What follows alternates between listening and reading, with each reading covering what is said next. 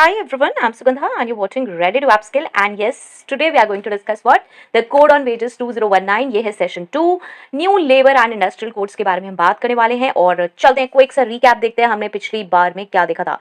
ये है सेशन 2। तो सेशन 1 में हमने चेक किया था इंट्रोडक्शन चैप्टर 1 to 9 तक का, जिसमें हमने देखा था कि हम यहाँ पे 4 कोड्स डिस्कस करने वाले हैं, जिसमें कोड ऑन वेजेस है, कोड ऑन वेजेस के रूल्स हैं, इंडस्ट्रियल रिलेशंस कोड है, कोड ऑन सोशल सिक्योरिटी है, occupational safety health and working conditions code है। राइट, ये सब हम डिस्कस करने वाले हैं। देन है हमारा सबसे पहले स्टार्ट होता है chapter 1। Make sure to subscribe this channel अगर आप पहली बार आए हैं इस चैनल पे, बिकॉज ये पूरी सीरीज है, सारे कोड्स हम यहाँ पे डिस्कस करेंगे। सेशन 2 में आज हम देखने वाले हैं प्रिलिमिनरी। चैप्टर 1 में प्रिलिमिनरी और short title extent and commencement है, इसमें डेफिनेशंस है, prohibition of discrimination on ground of gender है, decision as to disputes with regard to same और सिमिलर नेचर ऑफ वर्क है। ओके, तो चलिए स्टार्ट करते हैं। सबसे पहले आता है first short title extent and commencement. अब देखिए, किसी भी एक्ट को पढ़ने का ना एक बहुत ही सिंपल सा तरीका है। सबसे पहले उसमें आएगा कि टाइटल क्या है, मतलब नाम क्या है एक्चुअली एक्ट का, वो एप्लीकेबल कहाँ कहाँ होता है। एक्सटेंट का मतलब होता है वो कहाँ कहाँ एप्लीकेबल है, और कमेंसमेंट मतलब वो कब आया था। ठीक है, तो इसमें सबसे पहले है दिस एक्ट में be called the code on wages 2019। क्या मतलब है, जो हम टाइटल की बात कर रहे हैं, टाइटल क्या है, द कोड ऑन वेजेस 2019। कहां पे एक्सटेंड होता है, to the whole of India. यहां देखते हैं, it shall come into force on such date as the central government may by notification in the official gazette appoint and different dates may be appointed for different provisions of this code and any reference in any such provision to the commencement of this code shall be construed as a reference to the coming into force of that provision. Now see, यहाँ पे हम act को पढ़ना भी सीखेंगे कि कैसे लिखा होता है, एक्ट में क्या क्या चीजें किस तरह से मेंशन होती हैं।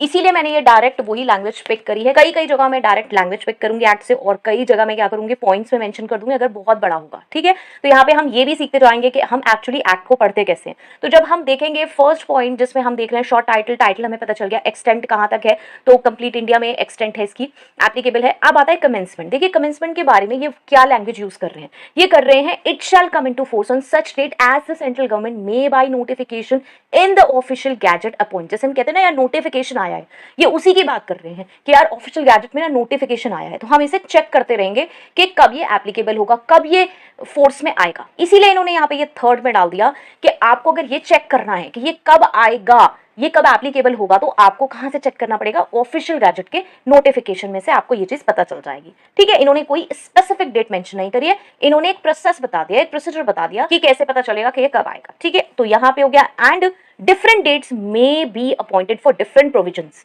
ऐसा भी हो सकता है कि भाई इसमें जैसे फॉर एग्जाम्पल 10 प्रोविजंस है, फॉर एग्जाम्पल 10 प्रोविजंस है, तो हो सकता है 5 प्रोविजंस के लिए ये डेट है, यहाँ तक यहाँ पे एप्लीकेबल हो जाएगा, ये इस डेट से एप्लीकेबल हो जाएगा, और नेक्स्ट जो 5 प्रोविजंस बचे हैं वो 6 महीने बाद एप्लीकेबल होंगे। ठीक है, मींस नोटिफिकेशन में ये भी लिख के आ सकता है कि कौन सा प्रोविजन कब एप्लीकेबल होगा, कंप्लीट एक्ट एप्लीकेबल हो जाएगा इस डेट से, या फिर कुछ प्रोविजंस आज एप्लीकेबल हो जाएंगे, कुछ प्रोविजंस कभी और होंगे। ठीक है, यहाँ पे मैं थोड़ा सा आपको लैंग्वेज समझाने के लिए इतना ज्यादा डिस्कस कर रही हूँ। प्लेन अगर आप ऐसी समझना चाहते हैं तो आप बहुत आसानी से वैसे समझ सकते हैं कि ये लैंग्वेज क्या कहती है। Okay, appointed for different provisions of this code and any reference in any such provision to the commencement of this code shall be construed as a reference to the coming into force of that provision. And यही कह रहे हैं कि कोई भी provision जब applicable होगा तो उसका reference यहाँ से ऐसे ले लिया जाएगा। ठीक है, तो ये है हमारा इतना सा short title extent and commencement. Next चलते हैं टू डेफिनेशंस। नाउ सी, यहाँ पे डेफिनेशंस जो है वो A to Z तक है, दैट मींस 26 डेफिनेशंस है। हम लोग क्या करने वाले हैं, 26 डेफिनेशंस एक साथ नहीं करने वाले हैं। यहाँ पे मैं डिवाइड करूंगी 8 या 10 डेफिनेशंस एक बार में, देखते हैं कितना एक्सटेंड होता है, और रेस्ट रिमेनिंग 2 और सेशंस में। ठीक है, तो ये सेशंस छोटे छोटे रहेंगे, प्लीज इन्हें जरूर चेक करें। स्टार्ट करते हैं definitions in this code unless the context otherwise requires. सबसे पहले accounting year means the year commencing on the first day of April. इसका क्या मीनिंग है कि हम ये कह रहे हैं कि अगर हम किसी भी ईयर की बात कर रहे हैं कि अकाउंटिंग ईयर क्या होता है, तो वो क्या होगा, जो भी फर्स्ट डे ऑफ अप्रैल से स्टार्ट होगा। ठीक है, नेक्स्ट देखते हैं advisory board means the central advisory board और द केस में भी the state advisory board constituted under section 42। या तो सेंट्रल एडवाइजरी बोर्ड होगी या फिर स्टेट एडवाइजरी बोर्ड होगी, जो कि कॉन्स्टिट्यूट होगी अंडर सेक्शन 42। मतलब कहाँ पे सेंट्रल यूज होगी, कहाँ पे स्टेट यूज होगी, कहाँ पे दोनों यूज होंगी, और वो कैसे बनेंगी, कॉन्स्टिट्यूट कैसे होंगी, वो लिखा होगा सेक्शन 42 में। इसे हम कह रहे हैं एडवाइजरी बोर्ड। ठीक है, एडवाइजरी बोर्ड में कौन कौन से हो गई, सेंट्रल और state. Next agriculture income tax law क्या होगा, means any law for the time being in force relating to the levy of tax on agriculture income. कोई भी लॉ जो कि क्या है जो कि टैक्स लेवी करेगा एग्रीकल्चर इनकम पे, वो हो जाएगा हमारा agriculture income tax law. Okay, चलिए नेक्स्ट देखते हैं। अब आता है हमारा एप्रोप्रिएट गवर्नमेंट क्या है। एप्रोप्रिएट गवर्नमेंट मींस, यहाँ पे मैंने स्पेस छोड़ा, इसको हम डिटेल में अच्छे से स्टडी करेंगे। तो चलिए, appropriate government means first in relation to an establishment carried on by or under the authority of the central government or the establishment of railways, mines, oil field, major ports, air transport service, telecom, banking and insurance company। और अब क्या है, ये तो एक para हो गया, यहाँ से कुछ हमें समझ नहीं आ रहा ज्यादा, तो चलो इसे ब्रेक डाउन करके समझते हैं। Next, appropriate government means in relation to, किसके बारे में बात हो रही है, in relation to an establishment carried on by, किसके बारे में हम एप्रोप्रिएट गवर्नमेंट को जानने की कोशिश कर रहे हैं। मतलब हम कह रहे हैं कि ये नोटिफिकेशन गवर्नमेंट से आया है, एप्रोप्रिएट गवर्नमेंट से आया है, तो किस एस्टेब्लिशमेंट के बारे में हम बात कर रहे हैं, वो कौन सी एस्टेब्लिशमेंट है जिसके बारे में हम एप्रोप्रिएट गवर्नमेंट को डिसाइड करेंगे कि एप्रोप्रिएट गवर्नमेंट कौन है। तो an establishment carried on by और under the authority of the central government, और द एस्टेब्लिशमेंट, क्या, दोबारा पढ़ते हैं, an establishment carried on by और under the authority of central government, या तो सेंट्रल गवर्नमेंट से कैरिड ऑन है या फिर उसके अंडर आती है, उसके बारे में हम पूछ रहे हैं कि उसके लिए एप्रोप्रिएट गवर्नमेंट कौन होगी। तो सिंपल सी बात है, यहाँ पे हमें समझ में आ रहा है कि भाई सेंट्रल गवर्नमेंट से या तो वो एस्टेब्लिशमेंट चलती है, कैरिड ऑन है, या फिर उसके अंडर आती है। और द एस्टेब्लिशमेंट ऑफ कौन कौन सी, railways, mines, oil field, major ports, air transport service, telecom, banking and insurance company, इनके लिए एप्रोप्रिएट गवर्नमेंट क्या होगी। अब आप खुद सोचो यहाँ तक पढ़ने तक कि जब सेंट्रल गवर्नमेंट ही कैरी कर रही है उन्हें, वो ही उनके अथॉरिटी में है, और ये specifically railways, mines, oil field, major ports etcetera, इन सब के केस में एप्रोप्रिएट गवर्नमेंट कौन होगी, सेंट्रल गवर्नमेंट होगी, वही हमें आगे बताया जाएगा। ठीक है, तो नेक्स्ट है और अ कॉर्पोरेशन, इसे फिर हम शॉर्ट डाउन करके पढ़ेंगे, अ कॉर्पोरेशन और other authority established by a central act और सेंट्रल पब्लिक सेक्टर अंडरटेकिंग और subsidiary company set up by central public sector undertaking or autonomous bodies owned or controlled by the central government, including establishment of contractors for the purposes of such establishment, corporation or other authority, central public sector undertakings, subsidiary companies or autonomous bodies, or the case may be the central government। यही conclusion आ गया कि ऊपर वाले case में भी और ये जो सारा केस है, इसके केस में हमारी जो एप्रोप्रिएट गवर्नमेंट मानी जाएगी वो क्या मानी जाएगी, सेंट्रल गवर्नमेंट। इसको भी हम ब्रेक डाउन करके नेक्स्ट में पढ़ते हैं। अ कॉर्पोरेशन और other authority established bye a central act, किसी सेंट्रल एक्ट से स्टेब्लिश हुई है कोई अथॉरिटी, और a central public sector undertaking, simple central public sector undertaking है कोई, और subsidiary company setup by central public sector undertaking, इसकी कोई सब्सिडरी भी है, और ऑटोनॉमस बॉडीज ओन्ड और कंट्रोल्ड बाय सेंट्रल गवर्नमेंट। देखिए सब जगह सेंट्रल गवर्नमेंट का ही नाम आ रहा है, या तो ओन्ड है या कंट्रोल्ड है या सब्सिडरी भी वही बना रहे हैं, तो सिंपल सी बात है ना कि उसके लिए एप्रोप्रिएट गवर्नमेंट भी हमारी सेंट्रल गवर्नमेंट ही होगी, including establishment of contractors for the purposes of such establishment, corporation और other authority, central public sector undertakings, subsidiary companies और autonomous bodies, as the case में बी द सेंट्रल गवर्नमेंट। ठीक है, तो यहाँ पे सिंपल सी बात है कि हम जब एप्रोप्रिएट गवर्नमेंट ढूंढ रहे हैं इन ऑर्गेनाइजेशंस के लिए, तो वो कौन सी होंगी, वो होगी हमारी सेंट्रल गवर्नमेंट। ठीक है, इन सब के लिए कहीं ना कहीं से सेंट्रल गवर्नमेंट का ऑलरेडी रिलेशन आ रहा है, या तो ओन्ड है या कंट्रोल्ड है या कैरिड ऑन है या सब्सिडरी बनाई हुई है, तो उसके लिए जब हम गवर्नमेंट की बात करेंगे तो वो सेंट्रल गवर्नमेंट ही होगी। ठीक है, ये सिंपल इतना है। मैंने इसको इसलिए इतना बताया बिकॉज अक्सर मुझसे लोग कहते हैं कि मैम डायरेक्ट समझ नहीं आते क्या है, तो देखिए सिर्फ इतनी सी लाइंस होती हैं, थोड़ी सी कॉम्प्लेक्स हमें लगती हैं। अब इसमें सेकंड है in relation to any other establishment the state government. ठीक है, तो क्या है, सेंट्रल गवर्नमेंट तो हमारी वो हो गई जो हमने इतनी सारी चीजें डिस्कस कर ली, और अब जो इसके अलावा जो भी अदर एस्टेब्लिशमेंट बच रही है वो उसके लिए हमारी एप्रोप्रिएट गवर्नमेंट स्टेट गवर्नमेंट कहलाएगी। आई होप सो मैंने इसे क्लियर करा है। अगर नहीं क्लियर हो रहा है प्लीज इसे दोबारा एक बार आप सुन लें तो समझ आ जाएगा, बहुत सिंपल है। चलिए नेक्स्ट आता है ई, जो कि है कंपनी। अब कंपनी कौन होती है, कंपनी कौन है, means a company as defined in clause 20 of section 2 of companies act 2013। इतना सिंपल डिफाइन कर दिया इन्होंने कि भाई कंपनी हम उसे कहेंगे जो कि कंपनीज एक्ट के सेक्शन 2 क्लॉज 20 में जो कंपनी डिफाइन की गई है वो कंपनी है। ठीक है, नॉर्मली वो आपको पता चल जाएगा कि भाई ये कंपनीज एक्ट के अकॉर्डिंग कंपनी है या नहीं है। इस क्लॉज को आप रीड आउट भी कर सकते हैं अलग से जाके। नेक्स्ट अब आ जाता है हमारा contractor. Now contractor in relation to an establishment means a person. Contractor कौन होता है, हम किसे समझते हैं कॉन्ट्रैक्टर, हम कहते हैं किसी भी काम को हमने दे दिया तो वो कॉन्ट्रैक्टर है। यहाँ पे ये कुछ चीजें स्पेसिफाई कर रहे हैं तो पढ़ना जरूरी है, समझना जरूरी है। Contractor in relation to an establishment, किसी भी एस्टेब्लिशमेंट के रिलेशन में कॉन्ट्रैक्टर कौन है, मीन्स अ पर्सन हु, वो पर्सन जो कि, ये दो चीजें, first undertakes to produce a given result for the establishment, उसने कोई काम लिया करने के लिए उस एस्टेब्लिशमेंट के लिए। ठीक है, कॉन्ट्रैक्टर अक्सर वही होता है ना जैसे हम कोई काम देते हैं और वो हमारे लिए कर देता है, लेकिन कौन सा काम नहीं any other than a mere supply of goods or articles of manufacture to such establishment.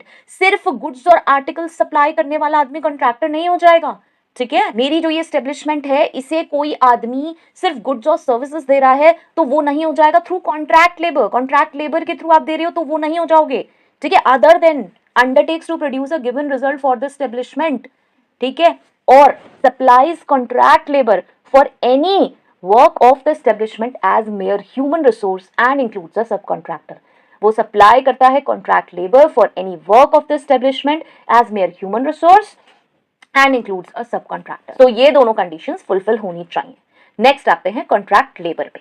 Contract labour में क्या कह रहा है, इसे भी थोड़ा सा ध्यान से समझना जरूरी है। Means a worker who shall be deemed to be employed in और in connection with the work of an establishment when he is hired in or in connection with such work by or through a contractor with or without the knowledge of the principal employer and includes interstate migrant worker but does not include a worker other than part-time employee who। अब who के बाद कुछ criterias हैं 1 and 2, उसको हम समझेंगे। पहले ये जो लाइन मैं ऐसे पढ़ गई ना, इसको प्रॉपर्ली समझते हैं कि कॉन्ट्रैक्ट लेबर में ये बोल क्या रहे हैं। Contract labour means a worker who shall be deemed, जिसको हम मान रहे हैं टू बी एम्प्लॉयड इन और इन कनेक्शन, एम्प्लॉयड हो या फिर in connection with the work of an establishment, जब हमने उसे हायर करा, व्हेन ही इज हायर्ड इन और in connection with such work, किसी काम के लिए, किसी काम के कनेक्शन के लिए हम उसे हायर कर रहे हैं, और थ्रू अ कॉन्ट्रैक्टर, या तो हम हायर कर रहे हैं या फिर कॉन्ट्रैक्टर के थ्रू हायर कर रहे हैं, विद और without the knowledge of the principal employer. क्या होता है भाई, जो मेन एम्प्लॉयर है उसे कई बार पता नहीं होता नीचे कितने लोग एम्प्लॉय हो रहे हैं, ठीक है, क्योंकि क्या होता है हमने कॉन्ट्रैक्टर रखा हुआ है, वो कॉन्ट्रैक्ट लेबर है, सप्लाई कर रहे हैं। आपने देखा पीछे वाले में कॉन्ट्रैक्टर कौन है, जो कि कॉन्ट्रैक्ट लेबर भी सप्लाई कर रहा है, ठीक है। तो अगर वो पर्सन है तो हर एक एम्प्लॉयमेंट की इंफॉर्मेशन जरूरी नहीं है कि एकदम से प्रिंसिपल एम्प्लॉयर के पास हो, लेकिन वो एम्प्लॉय हो गया 1 दिन के लिए भी, 2 दिन के लिए भी, कितने भी शॉर्टर ड्यूरेशन के लिए हो सकता है, कुछ आवर्स के लिए भी हो सकता है, तो वो हमारा कॉन्ट्रैक्ट लेबर में आएगा। आप ये कहते हो भाई एम्प्लॉयर कहते मुझे तो पता ही नहीं था, तो वहां बात ऐसे नहीं बनेगी, ठीक है। इसीलिए लिखा है without the knowledge of the principal employer, क्योंकि कॉन्ट्रैक्टर्स अपने आप हायरिंग करते हैं और वो प्रिंसिपल एम्प्लॉयर का काम करवाते रहते हैं, ठीक है। And includes interstate migrant worker, भाई कहीं और से आए हैं, माइग्रेंट वर्कर हैं वो भी हैं, लेकिन but does not include a worker other than part time employee. Who, अब चलते हैं हु पे। इसमें क्या कह रहे हैं, first is regularly employed by the contractor for any activity of his establishment and his employment is governed by mutually accepted standards of the conditions of employment including engagement on permanent basis। क्या है, is regularly employed by the contractor for any activity of his establishment and his employment is governed by mutually accepted। क्या होता है, regularly employ किया जाता है contractor के through किसी एक्टिविटी के लिए एस्टेब्लिशमेंट की, और उसका जो एम्प्लॉयमेंट है वो गवर्न होता है किससे, म्यूचुअली एक्सेप्टेड स्टैंडर्ड से, जो कि ये हैं कंडीशंस मेंशन होती हैं, जो कि कंडीशंस कौन सी हैं, जो एम्प्लॉयमेंट की कंडीशंस हैं, उस पर अगर आप रेगुलरली एम्प्लॉय करते हो, मतलब कॉन्ट्रैक्टर एम्प्लॉय कर रहा है, तो वो है इंक्लूडेड है कॉन्ट्रैक्ट लेबर में। नेक्स्ट, एंड गेट्स, ये दोनों चीजें, एंड फन और टू के बीच में एंड है, इसका मतलब है दोनों चीजें सेटिस्फाई होनी जरूरी है, ये नहीं कि आप हायर करते रहते हो उसे पेमेंट नहीं कर रहे हो। सेकंड में कह रहा है gets periodical increment in the pay, social security coverage and other welfare benefits in accordance with the law for the time being in force in such employment। आप क्या कर रहे हो, पीरियोडिकल इंक्रीमेंट दे रहे हो, पे में सोशल सिक्योरिटी कवरेज दे रहे हो और अदर वेलफेयर बेनिफिट्स भी दे रहे हो, किस हिसाब से, जो भी लॉ चल रहा है एम्प्लॉयमेंट का उसके हिसाब से, ठीक है। तो ये हमारी कॉन्ट्रैक्ट लेबर हो जाएगी। चलिए नेक्स्ट चलते हैं। नेक्स्ट आता है हमारा कोऑपरेटिव सोसाइटी। अब कोऑपरेटिव सोसाइटी क्या है, बहुत ही सिंपल है, एक सोसाइटी जो कि रजिस्टर्ड है और डीम्ड टू बी रजिस्टर्ड है। डीम्ड टू बी रजिस्टर्ड के आपको रूल्स पता होंगे, माना जाता है कि ये रजिस्टर्ड है, कुछ कंडीशंस एंड कंप्लायंसेस होते हैं, अगर आप उन्हें फॉलो कर रहे हो तो वो डीम्ड की कंडीशन में आ जाते हैं, ठीक है। तो deemed to be registered under the cooperative societies act 1912 और any other law for the time being in force related to cooperative societies in any state. मतलब ऐसा हो गया कि भाई कोऑपरेटिव सोसाइटीज के लिए कोई और एक्ट आ गया उस समय, या फिर कोई और प्रोविजंस एप्लीकेबल होने लगे, तो आप कहने लगो कि भाई ये तो किसी और एक्ट के थ्रू रजिस्टर हो रही हैं, तो ये कोऑपरेटिव सोसाइटी नहीं है। तो इन्होंने इसीलिए क्लॉज डाल दिया कि एक तो रजिस्टर्ड वाली मानी जाएगी कोऑपरेटिव सोसाइटी, एक डीम टू बी रजिस्टर्ड वाली मानी जाएगी, और वो भी मानी जाएगी जो किसी और लॉ में उस वक्त कोऑपरेटिव सोसाइटीज के लिए कोई लॉ है उस स्टेट में, टेम्परेरी है या परमानेंट भी बना है, तो उसमें भी अगर है तो भी वो हमारी कोऑपरेटिव सोसाइटी मानी जाएगी। आई एम ट्राइंग कि मैं बहुत ही सिंपल से सिंपल लैंग्वेज यूज करूँ जो कि हम जनरली यूज करते हैं, जिससे कि आप इसे क्लियरली समझ पाए। ओके, चलिए नेक्स्ट इज कॉर्पोरेशन क्या है। Corporation means any body corporate established by और अंडर किसी भी सेंट्रल एक्ट में, किसी भी स्टेट एक्ट में, but does not include a company और अ कोऑपरेटिव सोसाइटी। अब ये दोनों क्यों नहीं इंक्लूड हो रही हैं? क्योंकि कंपनी के लिए देखिए कंपनीज एक्ट है और कोऑपरेटिव सोसाइटी के लिए कोऑपरेटिव सोसाइटी का एक्ट है 1912। इसीलिए जब हम कॉर्पोरेशन वर्ड यूज कर रहे हैं तो कॉर्पोरेशन में स्पेशली कोई बॉडी कॉर्पोरेट जो कि स्टेब्लिश हो रही है सेंट्रल एक्ट से या स्टेट एक्ट से, वो ही इंक्लूड होगी। ऐसा नहीं होगा कि आप सारे एक्ट में कवर हो रहे हो, कि आप सेंट्रल एक्ट और स्टेट एक्ट से भी आप बने हो तो आप कहला रहे हो मैं कॉर्पोरेशन हूँ, और कंपनी में भी हो, कोऑपरेटिव सोसाइटी में भी हो, सारे एक्ट्स में आप कवर हो रहे हो। ठीक है, तो आप सब जगह से एडवांटेजेस ले रहे हो, या फिर जब आपको लग रहा है कि यार वहाँ से मुझे फायदा मिल रहा है तो चलो अब मैं कंपनी हूँ, अब मैं कोऑपरेटिव सोसाइटी हूँ। नहीं, कॉर्पोरेशन एक बॉडी कॉर्पोरेट है जो कि स्टेब्लिश हुई है बाय और अंडर सेंट्रल और स्टेट एक्ट, बट इंक्लूड नहीं है। कौन चीज़ें नहीं है इंक्लूड?